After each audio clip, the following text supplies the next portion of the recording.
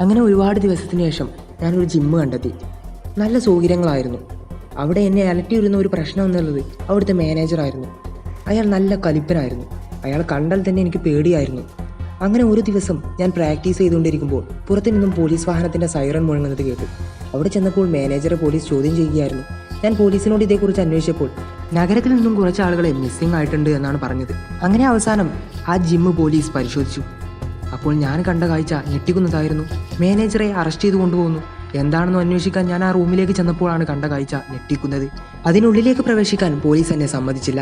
എന്നാൽ പുറത്തു നിന്നും നോക്കിയപ്പോൾ പഞ്ചിങ് ബോക്സിനുള്ളിൽ നിന്നും മൃതദേഹങ്ങൾ പോലീസ് പുറത്തെടുക്കുന്നതായാണ് ഞാൻ കണ്ടത്. പിന്നെയായിരുന്നു പോലീസിന്റെ ഞെട്ടിപ്പിക്കുന്ന വെളിപ്പെടുത്തൽ. ഇയാൾ ജിമ്മിലേക്ക് വരുന്നവരെ നിരന്തരം കൊല്ലുന്നു, എന്നതിന് ശേഷം പഞ്ചിങ് ബോക്സിനുള്ളിൽ സൂക്ഷിക്കുന്നു. ഇതാണ് ശരിക്കും സംഭവമെന്ന് മനസ്സിലായപ്പോൾ ഞാൻ വളരെയധികം ഭയപ്പെട്ടുപോയി. പിന്നീട് ഒരിക്കലും ഞാൻ ജിമ്മിലേക്ക് പോയിട്ടേയില്ല.